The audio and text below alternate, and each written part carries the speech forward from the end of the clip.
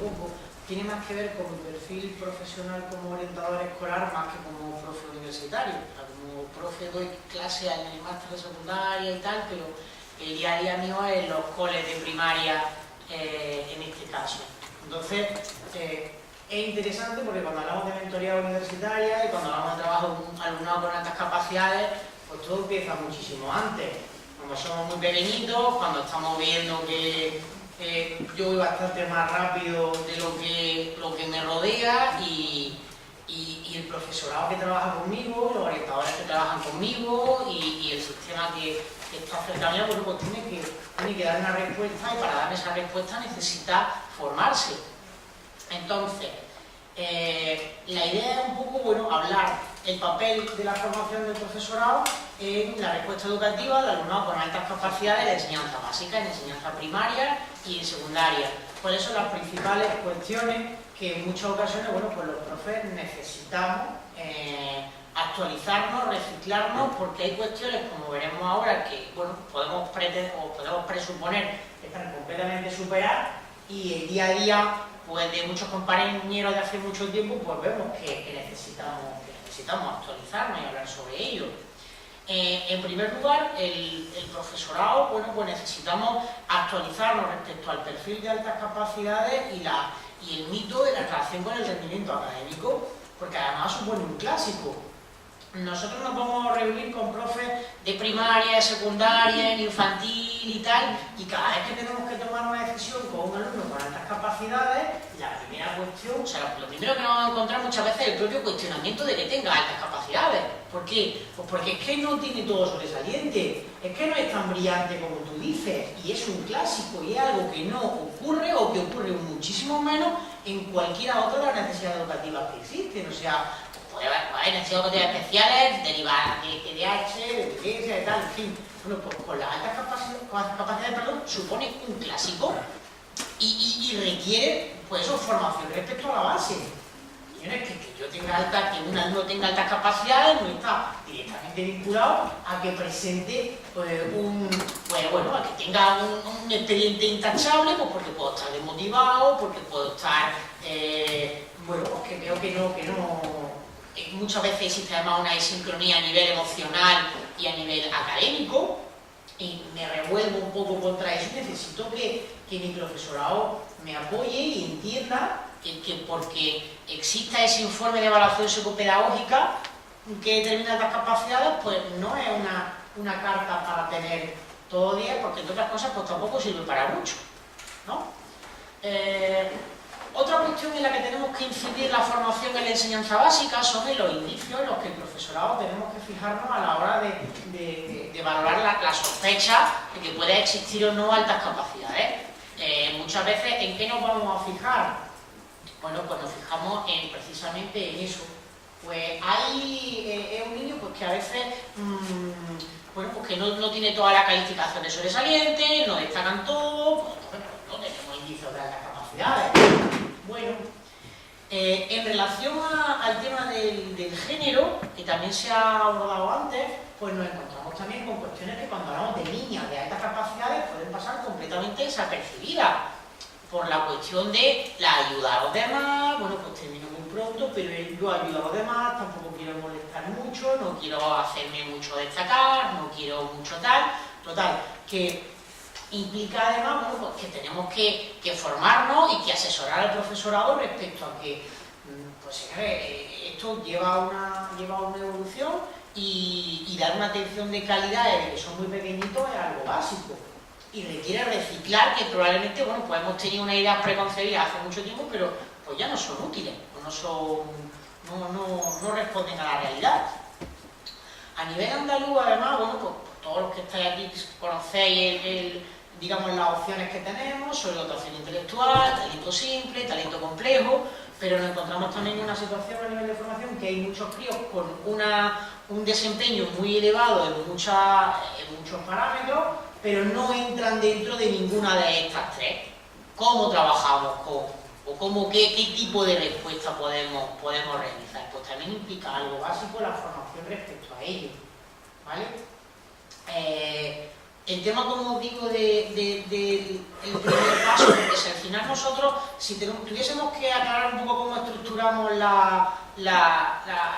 principal aspecto relacionado con la formación, sería primero la propia conceptualización, que todos tengamos claro qué es altas capacidades y qué no es altas capacidades, qué son necesidades específicas de apoyo educativo relacionadas con altas capacidades y qué no lo es.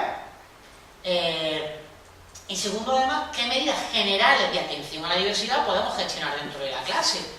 Porque una clase a lo mejor en la que nosotros, en la que el profesorado, bueno, pues, digamos, tenga toda la responsabilidad, pues ralentiza también a algunos mucho, supera a otros.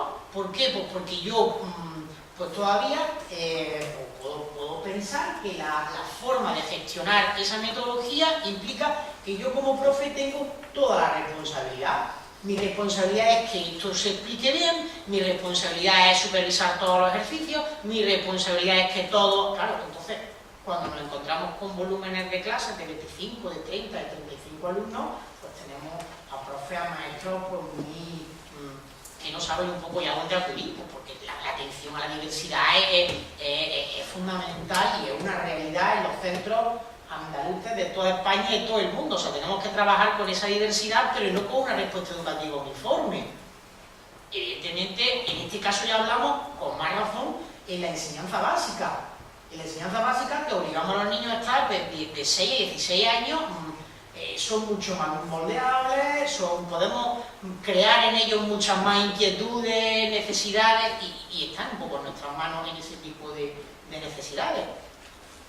Dentro de esas medidas generales, en las que también necesitamos formación y es importante trabajar, está la propia metodología docente, cada vez más. Es cierto que, bueno, pues no sé si muchos de vosotros tenéis cuenta en Twitter, en fin, y estáis más puestos en temas de redes sociales respecto y estáis, ¿no?, dentro de esa gran red, que además, bueno, porque también a nivel profesional nos ayuda, pero en muchos casos también no existe una correlación, digamos, entre lo que a veces se respira a nivel online, digamos, a lo que podemos respirar en esos micromundos que son esas aulas, ¿no? Sí, parece como que hay cuestiones que están tremendamente superadas, pero necesitamos actualizarnos, informarnos para que eso constituya una realidad. Entonces, que esa metodología docente pues sea dinámica. Pues ahora mismo, si hemos creado un poquito más de interés, porque, compañeros, yo les agradezco millones de que nos ha activado a todos un montón y nos ha alegrado además con esta actividad. Y estábamos un poco, sí, estábamos atentos, estábamos interesados, pero es que después de comer, después de una hora y media después de comer, pero seguimos todavía en el proceso de... Pero, ¿qué necesitamos? Necesitamos romper un poco ese tipo de metodología, dándole autonomía al alumnado, proporcionándole que no nos asuste, que el profesor, que el alumnado pues nos cuestione, nos solicite que se agilice algo que estamos haciendo, en fin, que esa metodología docente, algo que también preocupa a veces al profesorado es, pero yo esto lo puedo hacer, esto es factible, yo lo puedo hacer, a mí me puede pasar algo si yo cambio tal, es que como algo utópico, pero que también es así. Muchas de estas medidas además generales del tema de diversidad son medidas que podemos usar con alumnos de altas capacidades o cualquier alumno diverso. Y las propias actividades de profundización que se recogen en esa cuestión. Como decía también, a nivel andaluz, hablamos de conceptualización, hablamos de medidas generales y tenemos que hablar de medidas específicas. Cuando ya existe esa detección, pues, ¿qué opciones tenemos? Adaptaciones curriculares para alumnos con altas capacidades, programas también de enriquecimiento para alumnos con altas capacidades, y es que esos programas de enriquecimiento los podemos dirigir a alumnos que estén detectados como altas capacidades o que tengan alto rendimiento, que muchas veces necesitamos, como digo yo, la etiqueta, el cartelito, la banda de tengo altas capacidades, y si no quiere usted, yo es que ya, si no tiene usted esto con altas capacidades, no podemos hacer nada.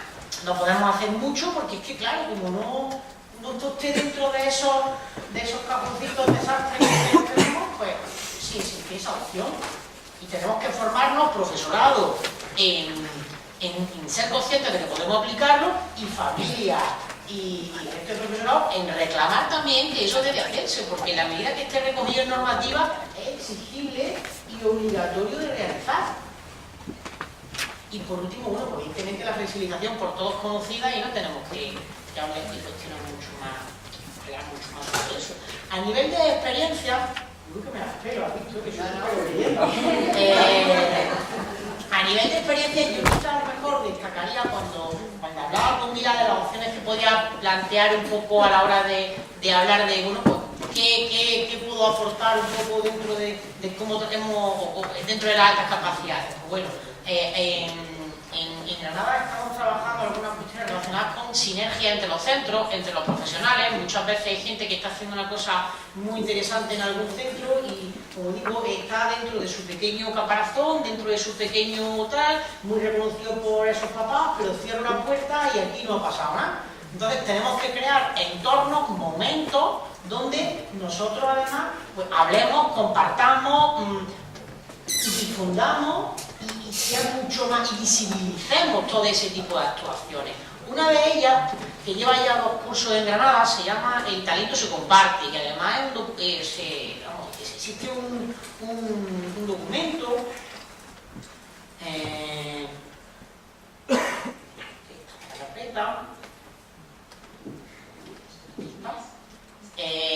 en el cual, organizado por el Centro de Profesorado de Granada, un montón de centros de primaria, de secundaria, concertados, ¿de acuerdo? Pusieron en práctica o difundieron qué estamos haciendo con los alumnos de altas capacidades. ¿Qué hacemos con alumnos de infantil, de primaria y de secundaria? En este caso, enseñanza obligatoria, cómo trabajamos esas altas capacidades, esa atención al alto rendimiento en el alumnado, y además, pues, han sido 2 jornadas con una grandísima acogida y como digo, resulta fundamental el tema de que esas sinergias se visibilicen ese trabajo diario, porque al final, si no es gracias a momentos como este o a contextos donde podemos compartir, podemos vernos, podemos tal, pues cada uno trabaja en su soledad, entre comillas, ¿no? O con sus compañeros, pero necesita ser, oye, que es que hay gente también eso en provincias muy cercanas o en otras comunidades autónomas que están haciendo cosas muy interesantes. A nivel universitario, pues imaginaos ya en enseñanza básica que realmente estamos hablando de trabajar con todos los alumnos, porque es obligatorio que estén ahí, como decía. Estos 2 documentos además están disponibles en la web. El talento se comparte en 2017 y en 2018. El primer año participamos con el cole, con una actuación que realizamos, en la segunda con el equipo de orientación. Y como digo, bueno, pues a nivel de compartir esas pequeñas iniciativas que realizamos, pues resulta muy gratificante. Y creo que además resulta algo fundamental, que nos esforcemos todos los profesionales, no solo en hacer, sino en compartir. Y en visibilizar, y yo siempre digo, y en hacer todo el ruido rodado. Porque al final eso hace que esto lo hago yo, pero lo hace mucha más gente, y lo que queremos es que realmente esa respuesta sea todo lo generalizada que es deseable.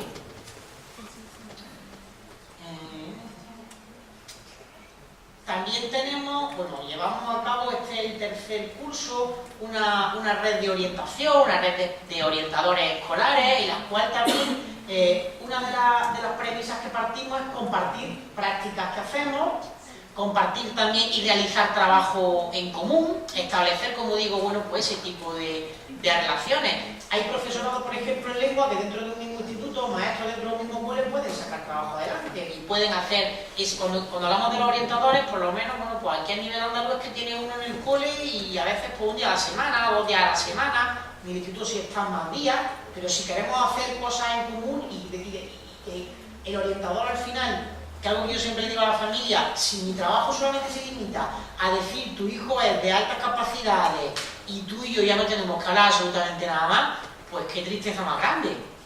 Esto tendrá sentido cuando a partir de ahora construyamos más cosas y exista un proceso de asesoramiento y tenemos una continuidad. Pues bueno, sí, presenta altas capacidades o talento simple o talento complejo, pero es que en el momento en que muchas veces que lo hacemos tiene 7 años y te voy a tener conmigo en el cole hasta que tienes 12. Algo tenemos que hacer en el cole. En este manual que he puesto aquí también, se publicó y precisamente estaba basado en experiencias prácticas de un montón de centros a nivel andaluz. Y bueno, en fin, que implicaba sobre todo, como digo, ese compartir experiencias, ese visibilizar esta cuestión y al final, como decía, ese trabajo con la formación del profesor tiene que ser longitudinal, desde el momento en que tenemos el chip de este alta capacidad, de este no, y tenemos que aclarar muchos conceptos todavía, hasta respuestas que pueden ser para alta capacidad, de alto rendimiento y para todos, y luego las que son concretas para altas capacidades. Eso requiere, como digo, formación de todos, pero con los que trabajamos con la enseñanza básica, muchísimo más. Muchas gracias.